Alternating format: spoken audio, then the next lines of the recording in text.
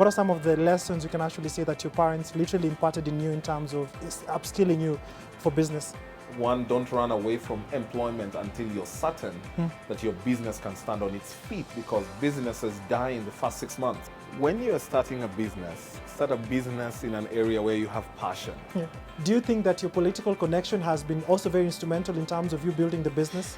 When you create relationships, be legit. People can see through fake and legit. And people can always smell a lot of don't fakeness, just yes. bandy power or fame. No, I'm an honest man.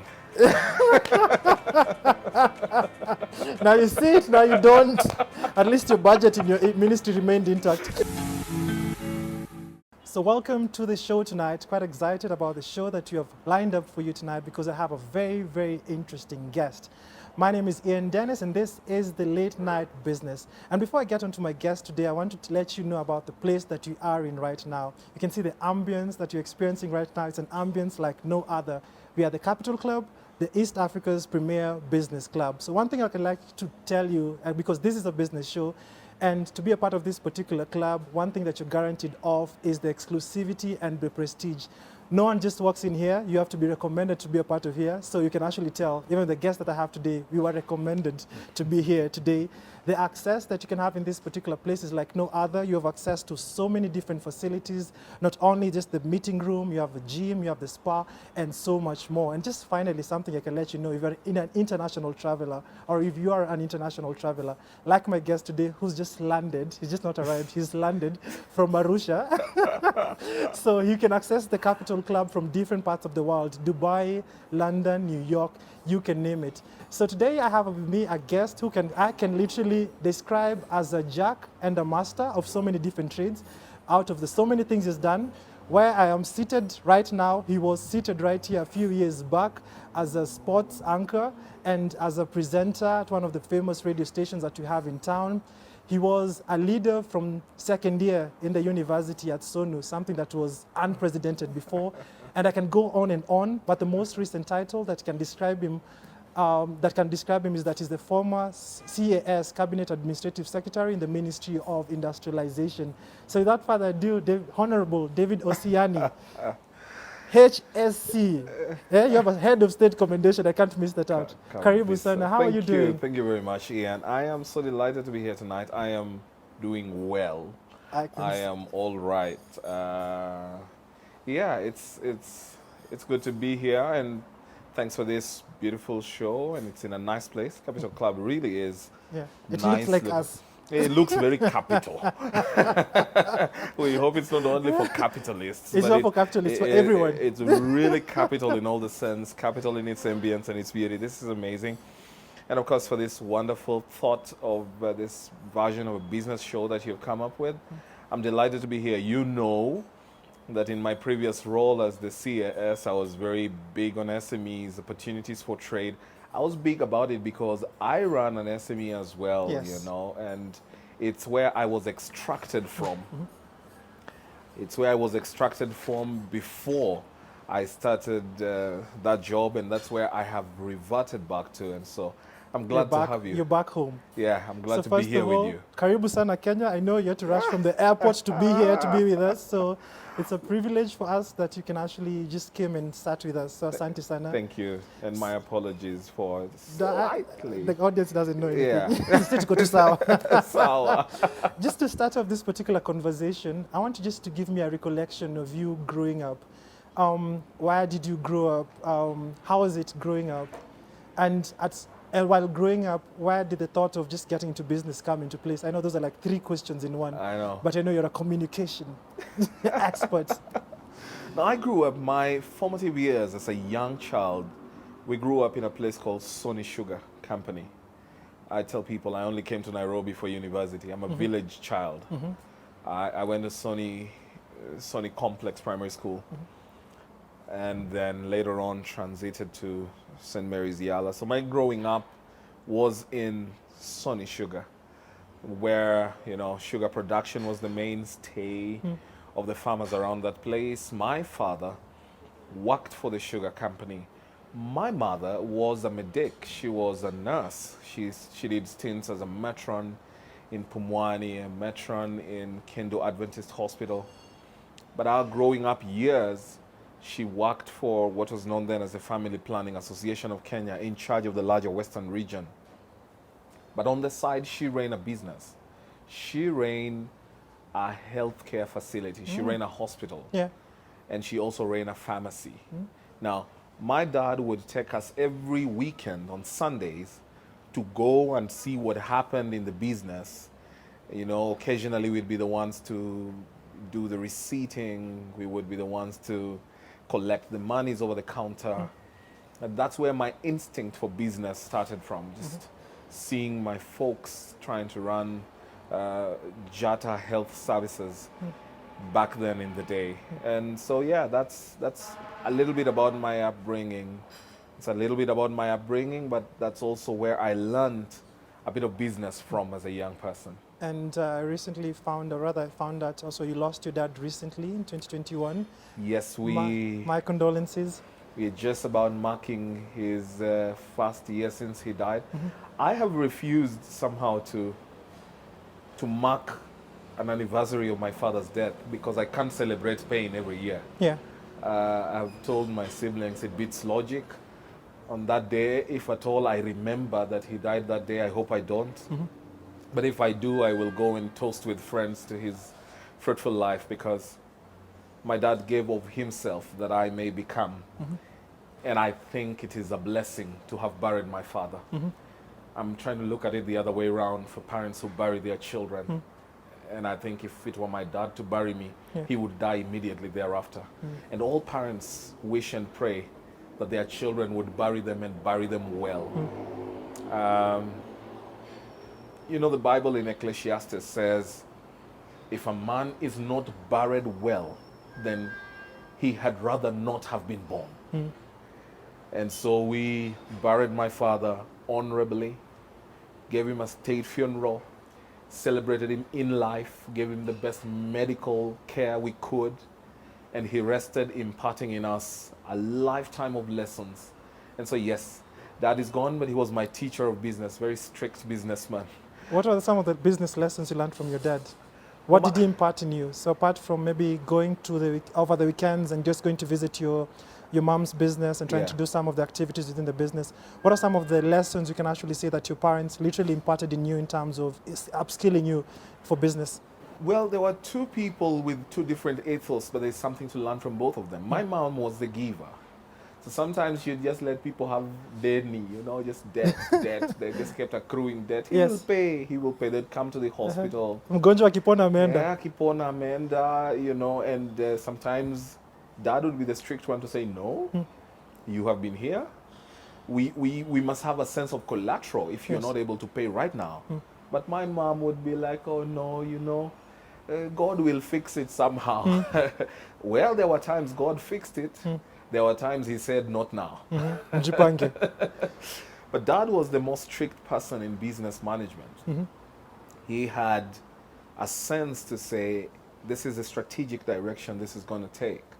He took time to think it through before he delved in. My mom was the expertise behind the business. She was the technical person because she was the medic. My dad, because he had a business administrative background, was the guy who looked at the bigger picture, who said, our books are not doing too well. And the greatest thing I learned about him was to be strict in running business and not to be wasteful. So I grew up in moderate, you know, in a middle income family, in moderate abundance.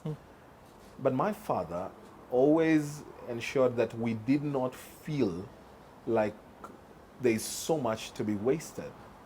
And he held us to account. He loved accountability. I always give the story of how I bought my first car at 21. And because we did not come from an affluent family, he was in hospital, I remember very well, and I went to him and said, Daddy, I want you to come down and see my car. Which car was it? Pray. It was a Premium Nyoka, you know, the real deal there. The Premiums with the bed of steel. The 2.0, yes. I tell you, that car could fire, and I enjoyed racing with Mercedes. Until I realized mine ends at 180 kilometers per hour, then Mercedes that's where the Germans 40 start. or 60, that's where they start. Yeah, that's where the Germans start. But that came down, and the first question he asked me, how did you buy your car? Can I see proof of how you earned your money? How are you going to take care of this car? To buy it is one thing. Take care is another. What next after this? How do you guarantee income? Because I was a radio presenter, and I said, no, I have enough from my radio gig to be able to keep it on the road. They said, that's not strategic. You were in a hurry because you wanted to buy a car. I cannot undo that. I'm glad I have been able to see that there was a very credible way to purchasing it. Next time, buy something that's of greater value and income. So the lessons on accountability, on being strict in management of business, those are lessons that no one can take away from me. And let me just go to that story. How did you buy your first car, 21? Because some of us, we bought it in our later years. It's very interesting. I had a gig. I was doing a voiceover. Yes. The Coca-Cola, the World Cup, sponsored by Coca-Cola, was having a tour around Africa. That was 2010? Yes, in 2010. Before the World... No, just before the World Cup. In 2007 or 2008, thereabouts. I think so. Yeah. So it was doing a tour around the world, you know, just to let people know the previous teams, what they had won, and to prepare them for the upcoming World Cup. Yeah. And I did a voiceover for the Coca-Cola company. And they paid me 500,000 shillings, 400,000 shillings then, for doing the VO in Kiswahili and in English. And that did rounds and rounds, and I had a cool 400,000. And I spent 300,000 to 320,000 to buy the car. Man, I had arrived. Only to realize later, sijui kama nilikuwa nimegongwa kidogo. Yeah. Lakini I was in such a hurry, and the remaining amount, I took 40,000 shillings and tithed, as I had been taught by my mother. Then the remaining 40,000 shillings, I went with my mom to the supermarket in Nakumat then and said, Mommy, pick what you want. Your son is balling. The money is here. Only to realize later that buying the car is one thing, but keeping it on the road, it's another thing. Is another whole thing. So there were days I did not eat. The folly of being young. And this is, just forgive me for just bringing it up. It's primarily what culturally guys from the Western side always do, trying to, or rather have been known to do. Primarily, would you say that was an influence? No. I think, or it was just a personal desire that you had? Actually, the influence for having a car is more city-born than village-born. Because if I had ascribed to the lessons and norms of my village upbringing, I wouldn't. Probably I would have bought maybe land, because that has changed over time in the western part of the country. Yeah. But I was young, and I was in a hurry to own a car. I just wanted my car, you know. So the influence was more town, and just also to prove to these bontaos, gari sio shida. Oh my God, wrong decision. If I meet a young person who makes his first million today, or makes a significant amount, I would tell them to think differently from how I thought then. There are more opportunities for business today. For that amount, for 500,000, you could do a whole lot of things. I was just advising a friend of mine who came to visit me in the office the other day.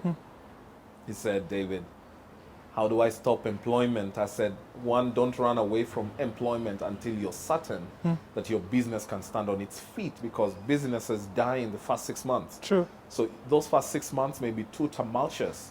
You need predictable income if you have one already, as you try to wade through.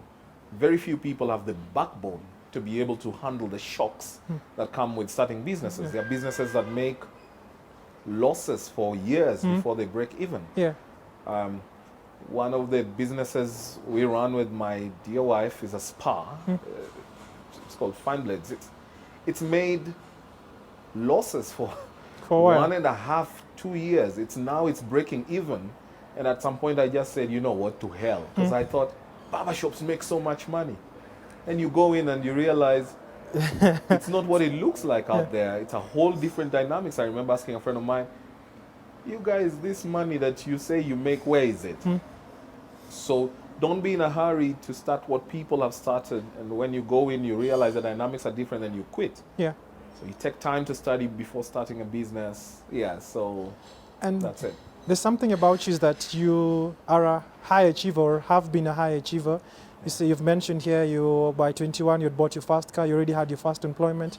But something interesting is that by your second year you already became the president at the helm of Sonu, which was unprecedented at the particular time. So maybe out of what exactly were you able to do, looking back in retrospect, that actually enabled you to achieve all that you had during that particular period of time? What are some of the strategic business decisions that you made to enable you have all this particular success early on?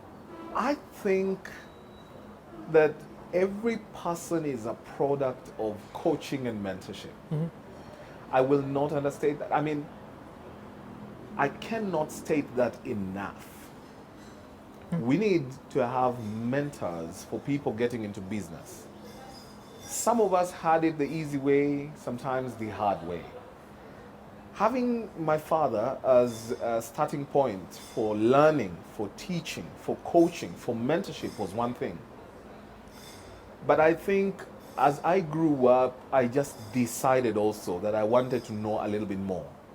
Now, I never knew I was carved out for business until way later after uni, when I started my hands-on business in 2014. I said, this could do something, you know?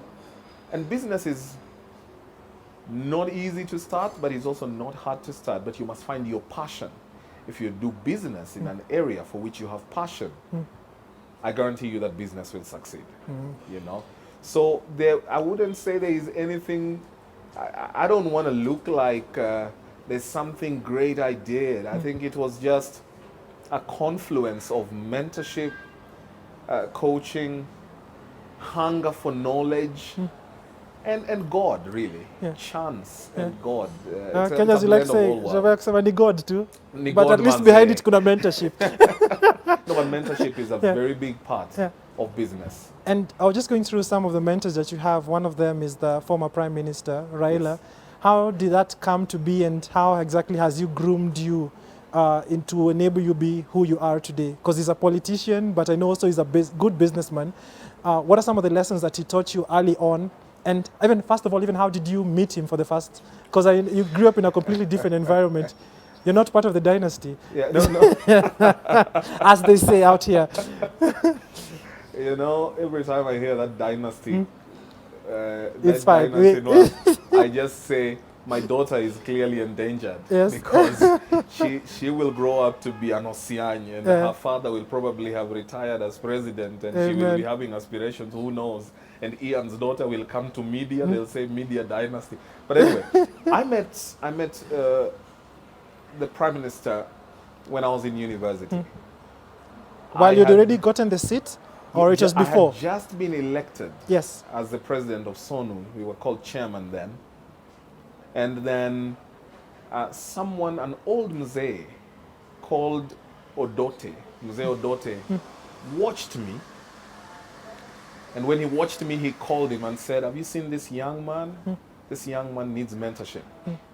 And I remember the former MP for Nyakach then, who ended up serving now with me as CAS, as fate would have it, Honorable Peter Odoyo, reached out for me through another gentleman who was like a father to me called Joseph Ogendo, Owino.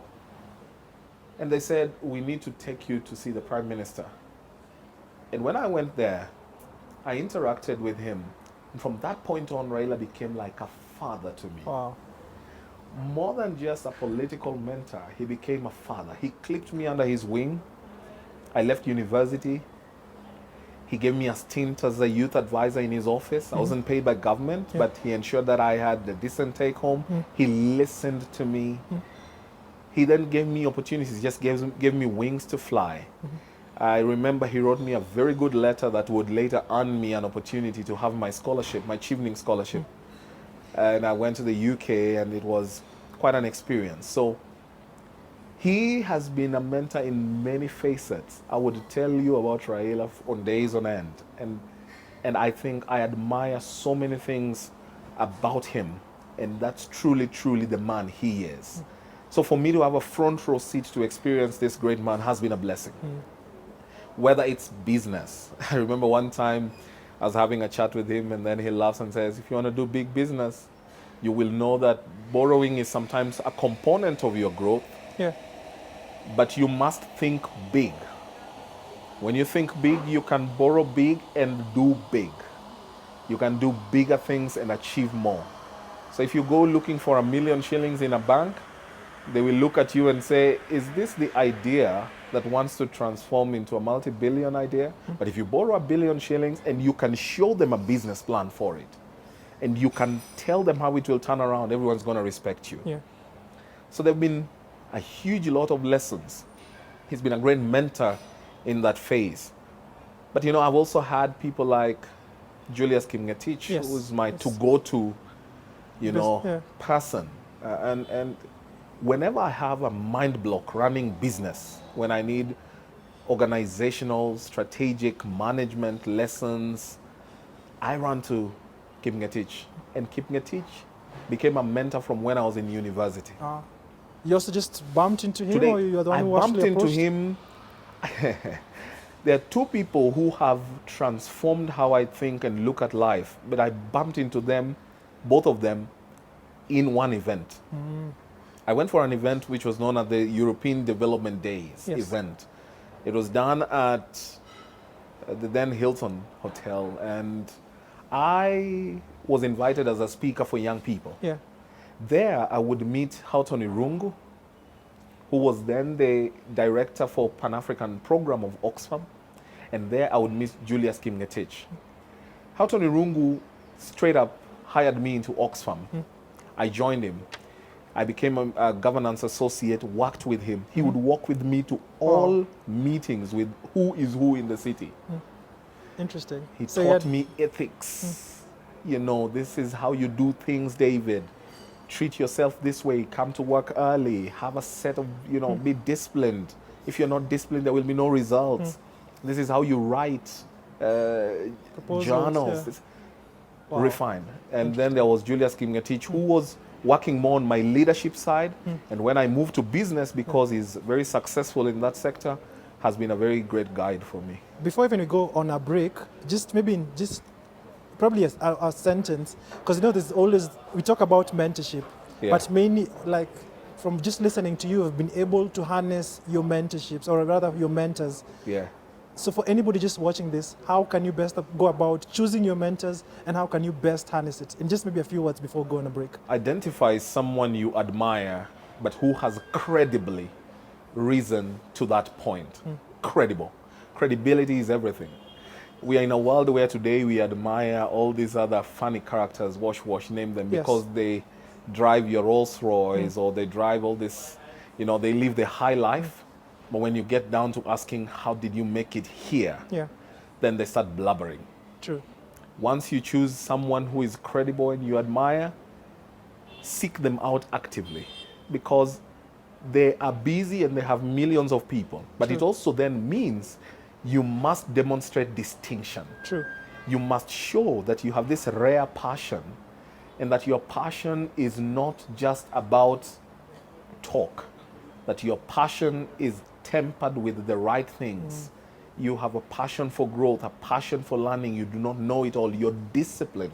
You are focused. And as I always tell people, do it right, because someone's always watching. Wow. So if they go and try to sneak through your pages on Facebook, will they see focus? Will they see passion? Oh, they see pictures. Or will they just see pictures of you in Diani doing things that you cannot account for tomorrow morning? My goodness. So on that particular note, you're going to take a short commercial break as we continue just harnessing some of the wisdom from Honorable David Osiani. Just a reminder, we are the Capital Club, the East Africa's premier business club, and it's only here can you get exclusivity and prestige that you deserve as an entrepreneur. See you after the break.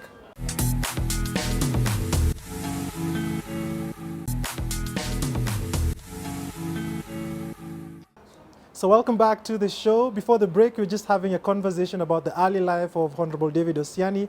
And there's so much that we literally got to uncover about mentorship and just so much and how exactly he got to be where he is out of the mentors that have literally held his hand. Honorable David Osiani, I don't know, nikuite tu bado ama nikuite tu David. Which easy. Eh? Make it easy. Unajua, once you walk into a government seat, honorable becomes No. If you tie it upon yourself, if you inscribe it upon yourself like a tattoo, yes. then the day the office goes, you have a problem fitting in. True.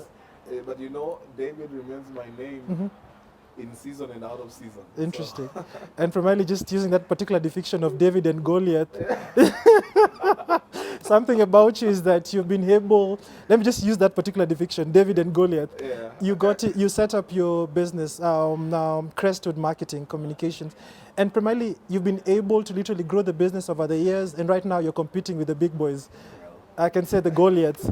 Just take me through that particular journey in terms of how well are you able to set up the business in a way that as a startup, as an SME, you're able to literally get into a new industry, the communication industry that's literally dominated by multinationals, and try to compete for that particular business. How has it been for you, and what exactly did you do? As I said before we went on a break, when you're starting a business, start a business in an area where you have passion. Yeah. Something that you love. I always tell my staff, for me, going to Crestwood is like going to play golf. That's why I'm there at 5 in the morning and I leave at 11 in the night. And and I do that with such ease because it's passion for me. I don't feel like, oh, Maze, it's time to go to work. Yeah. No. I'm a communication professional by training, and I've had a stint in communications. Marketing, public relations, comms are just sisters, and so it's something for which I had a passion. And so that passion is what birthed Crestwood. Actually, Crestwood was born out of discomfort. I was doing a very good consulting job that was paying me very well until I got intel that my contract wasn't going to be renewed. Ulijua mapema, at least. Ulikuwa na ujanja nimeambiwa, you know, your contract is not being renewed. Jipange mapema. But I knew it 2 months before. Yes. So for those 2 months, I did not touch my salary. I kept the money, and that's how Crestwood was born. I went, bought an office, hired one staff. Today they're 28, hired one. This one staff was everything. Secretary, accountant, marketer, business development, everything. And then I paid for an office space. The office space was an SQ before. So the first bedroom became my boardroom. The other one became my office. The kitchen area became the reception. That's how Crestwood was born. Today, we thank God, it's grown. And which also just speaks to sometimes how we have to be pushed out of our comfort zones to start things. Was it rosy? There are days that were good. The start was amazing because I remember making the first income that was worth more than the salary I had been earning the whole year. What was the number? This is the first one. I'm sure what you were talking about now, it's different. But I always like taking people through the journey because people always just get to see the end product. They never get to see the process. How did you get your first business? Well, my first business just came from me being invited as an individual consultant on communication training. Then I asked them, no, why don't you give the business to the company as opposed to myself? And there we were. And I went there, I did proper research. I went and did such a good job that the next time I received a referral from that client to the next client. It was in the healthcare space. And that's how we anchored ourselves as, I wouldn't be shy to say that we are easily the country's biggest health communications experts. We do many others. We do PR and all those things. But we've cut a niche in policy communication, healthcare communications, very distinctly. And so it went on like that, and we grew. Did I meet challenges along the way? Of course, there were times we made huge losses. There are times you have to balance. You know, you have rent to pay, you have salaries to pay because Crestwood then grew, had a bit more staff, you know. but structures for any company. Interesting. Something very interesting. When I was just doing my research, I got to find out that Trevor Mbije is a partner in the business. Your wife is the MD. So how are you, how literally in running the business, how are you able to manage relationship, friendship, and still run a business? Well, I tapped in Trevor strategically for us because we both share the same passion. Since now it became conflict of interest with his role at Royal Media, I had to release him.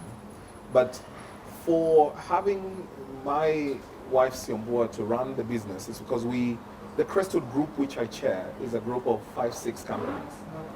Now each one of them has a dedicated general manager or MD depending on the levels of engagement. And for her, I had to be training her to run Crestwood marketing and communications because she has a communications background like myself. So that as I chair the whole group and think strategically, we have manufacturing interests. We as I said, we have the barber shop that we run. We have supplies interests. We have Crestwood Media that's different, that interfaces with that Crestwood strategy and research. It would be hard to run everything on my own operationally. So I said, Siombua, come. Apart from Inuka, which is your product, come and run Crestwood. Let me teach you how to run the organization. And you know, even our daughter comes to the office, she's 4, but I want to impart in her. This is how businesses run. I want her to watch me making decisions, which is why people ask, what is it that Europeans and Asians do differently that we don't? How is it that their companies run for hundreds of years and ours, once the founder is dead, the children fight for money, and it's sell done. the property, split it, and go, and are never seen again? It's because of mentorship, lack of mentorship. You go to an Asian family, the children leave Samaj school at 3 p.m. They are told to go to industrial area. They will be on the floor as the father and the uncle say, let the break padapo, let the Mitsubishi, let the Rodishengin. But you know, for us, the African, they leave school at 3 and we will call home the house manager. Have you prepared juice for the baby? And cartoon. Fine. And I watch cartoon. Cocomelon. Now you then learn that the way we are imparting our values is very different. They don't end up appreciating the value of running a business. They don't see their parents stressed about running business. They don't appreciate that this money came from labor and hard work. So if you came on a random Sunday, you will see my daughter with me in the office. And now, even during the weekdays, I just told my wife, let's have her come when the staff are here. And we want to also inculcate that in our staff. Let the children come, let them see what happens, let them appreciate this field. So that not every child grows up saying, I want to be a doctor or an engineer. True. And when they aspire to be journalists or marketers or account managers or creative, designers, they see firsthand that this can make income and it's also gratifying. True. Yeah. And how are you able to mix, what's it called? Because I know it's usually very complex, running a business with your wife, because you're a different person at home to who exactly you're in the business. What are some of the, what exactly defines that particular management of both? Because it's not something that many are able to do. Either the business will prosper or the relationship is prosper. How are you able to do both of them? No, you just firmly delineate. Like on a day-to-day basis, Siombua as a managing director will run the operational issues of Crestwood marketing. And I don't get involved in the operational issues. Or the teams are being needed to do a gig in like EPR, or we have this client doing ABC. I just don't get involved. I let her manage the operational issues, staff issues, all those problems. Mine is to strategically think. Now, I am a lover of comms. I'm a lover of PR. When the team is doing brainstorms, I sit in the brainstorm, but under the command of the MD. Because at that point, I'm just staff like everybody else. We are working. When we now start talking financials strategically, where are we growing? Why are we making losses? Then the MD must just answer me. To the chairman. Now, as part of dealing with that madness, we've created the advisory board. where recently I actually saw that. Vusi Tembakwayo came in has here. agreed to be our chair of the advisory board. Why? Why did you set up first the advisory board? What's the essence of... Do you have a board, first of all? No. We don't have an executive board or a board governing Crestwood. You have an advisory board. We have an advisory board. Why do you have an advisory board? Because And what's for the us, role of the advisory role? The role of the advisory board is just simple to advise. If we are going to grow into a globally reputed brand, we must learn from those who have built globally reputed brands. That's how we have Adrian Shilesky, who was the head of Twitter in Africa, Yeah. as a member of our advisory board. He is a marketer extraordinaire. Now, he will then advise, you guys say you're doing marketing. What are the new strategies for marketing? How do you go to bid strategically for a marketing role? How are you able to do excellent creative work? Where do you look to for talent? If we are to merge with other organizations, like we have working relationships with organizations out of continent and in continent, Yeah. who is the one that we work with? Vusi will come and tell us, how do you run your finances? Does it make sense? What do you use your money in? Can I look at how things work here? We have Jackie who would come and say, hey, as a HR expert who's been the vice president of Colgate in this region, you guys are joking to tell me this is how your HR policy looks like. Do you have policies in place? We have Steve Ayalo, who is the group director for IT and security for the Global Hotel Alliance, Wow. headquartered in Dubai, having moved from the US. His has been very simple. How do you handle your data? You're handling so much data for your clients. So if you don't have an advisory board that thinks that big, you will continue thinking small. And you know, when you are a village fighter and you keep winning in The village. you just go home beating yourself in the chest and say, "Mnichezea hapa Yeah. muone." Then when you leave your village, you are beaten like a burukenge. And you've mentioned so many prominent world personalities like Vusi were part of the advisory board, which is not an access that many have. Do you think that your political connection has been also very instrumental in terms of you building the business? I mean, credit would be partly to my stint in office. And I am grateful to President Kenyatta. I'm grateful for Right Honorable Raila Odinga giving me the chance through President Kenyatta. It afforded me the opportunity to meet some of these people. At least you're saying the truth. You don't to the God. No. Well, True. I'm one of the easily most honest people. Adrian was my friend before. Jackie has been my friend for years. Steve, I have known him from before. I met Vusi mid my work.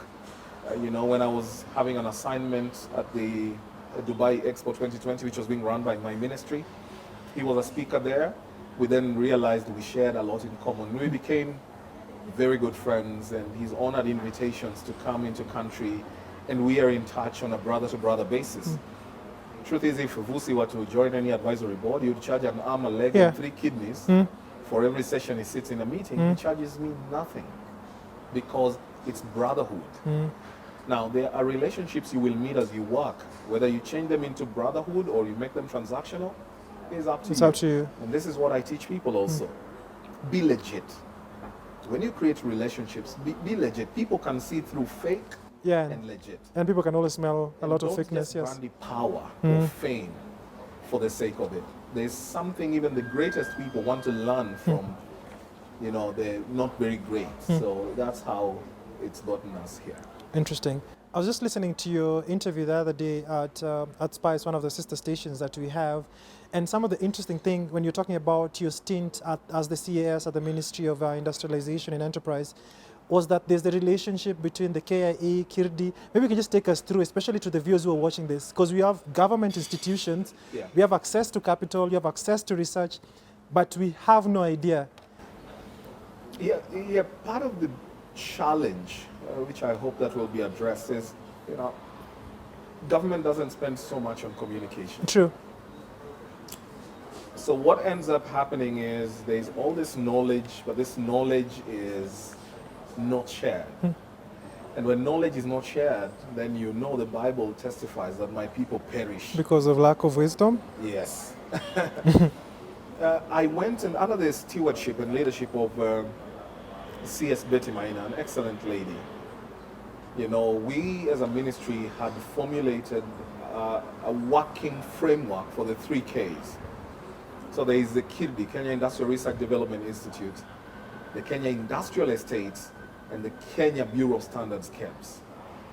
Now, KIRDI is to help people with the research when they want to go into value addition. Today you say that you come from Nyahururu, or you come from Choka, or you come from Mount Elgon, and you have tomatoes, and you have such a huge, you have massive surplus, or you just have a proper stream of tomatoes, and you want to do tomato sauce or tomato paste. KIRDI will give you researchers who will help you in formulating your tomato paste to standards that are acceptable globally. KIRDI has employed researchers across the country in our KIRDI centers, but people don't go there. If today you want to do perfume, KIRDI will tell you this is what makes a perfume, these are the levels, because they have scientists that know that. And once they do that, what they will do is to then hand you over to KEBS. And they will explain to KEBS, we have helped them achieve the standards that are globally acceptable. This guy is doing maize flour. The levels of aflatoxin are correct. They are not selling anything fake. They can be subjected to tests and can be verified to be having content or products that are good. Then now KEBS will give you the standards. Now after that, you will go and start business. Your product can now hit the shelves.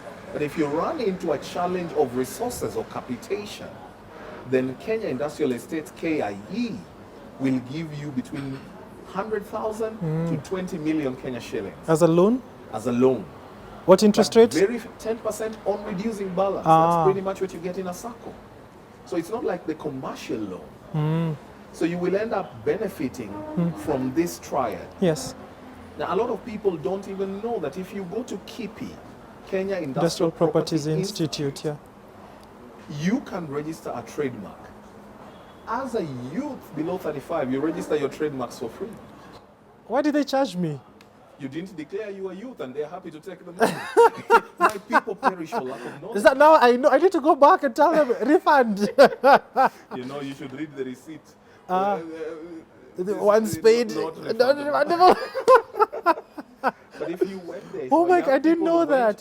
So when you go to KIPI as under 35, can I take advantage of what you have? Is it still ongoing, or it ended once you left this? It is. Wow, I didn't know that. That's very interesting. So when people don't know, and that's why I started the Biashara Tuesdays.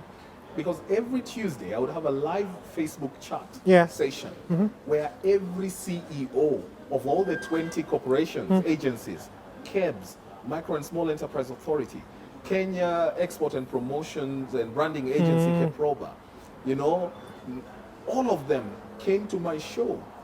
And I sat with them, and they wondered, where? Huyu waziri yake ni vipi? That people benefited. Now, I just wish there was a pipeline for sharing that information and for guiding people to where they can get that information. Wow, that's very interesting. Yeah. I think I can't end, I think it's a business show, but it just, because you're also a politician and politics and business literally mix. Yeah. I remember at one time I was in your office. Yes, they do. Politics affects business and business affects politics. That's why we're having the tax issues going around. But anyway, we're not going to digress into that. Something very interesting. I remember the time I was in your office and you're telling me about your stab at the office, the stab at the MP, and how much you had raised and the loss that you went through. Just briefly share with me that particular painful story for the audience. Oh, Jesus. First of all, how much money does one need to run as an MP? Just very briefly, and then what did you learn out of that particular stab? To run as an MP, you probably need between zero, as Salasia has proven, to upwards of 50 million, as you have seen in town. If you ask Kina Jalango, they'll tell you the story is very different. But it varies, and it's a wide range, but I'm constantly trying to teach our people. If you demand all this money from these leaders, how effective will they be in serving you? How would you guarantee that they want to invest 50 million shillings to come and lead? Are they that passionate about leadership that they're willing to blow away 50 million shillings? I don't think they are. Is a governor going to be just a passionate person to come and lead and they're going to blow 500 million to become governor, to lead? No. Is it strategic? Now, our country, we need to ask ourselves better. What do we do wrong? To demand money from these leaders is all founded on, it's wrongly It's a founded. false So culture. tomorrow, when they get to the office and they loot, where do you think they got 100, 200, 500 million from? They have to return it somehow. It's a Then we business. start saying, oh, where? And someone asks, who is this who leaves a global Position. organization where he earns so much to come and earn 1 million shillings when they were earning 7 million? Does it make sense? No. They need to tell us what's in it. But that's again a cultural thing. We hope we change it over time. So yes, I ran for MP in 2017. It was the most painful start because we had had a great win. We were busy celebrating, then we were told things had happened. The certificate for my most cherished party had now been given to another person. But bygones are bygones. I don't want to leave there.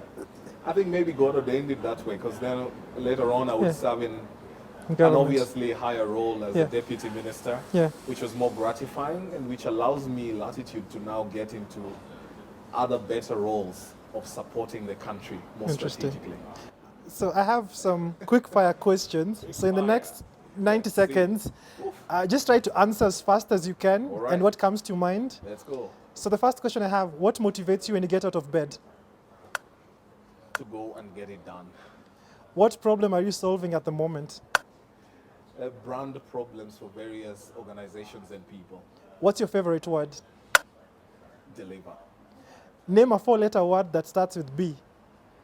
Boot. I thought you'll say book.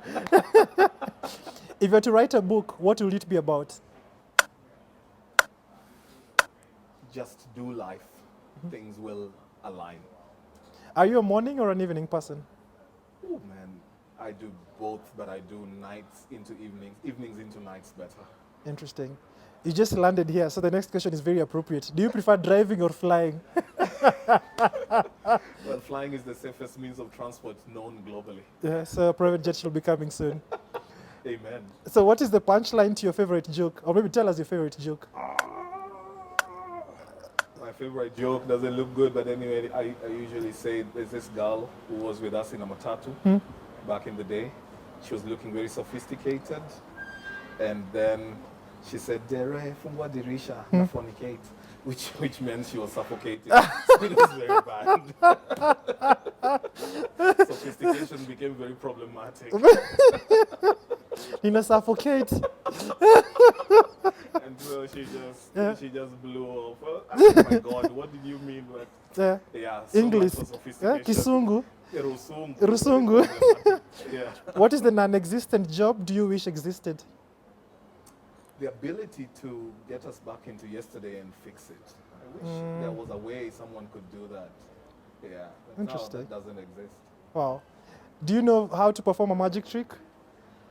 No, I'm an honest man. Now you see it, now you don't.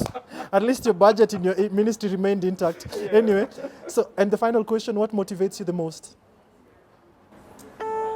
The desire for a better world. Everything I do in my private space, with my child, in my public office, in my private company, is towards a better world.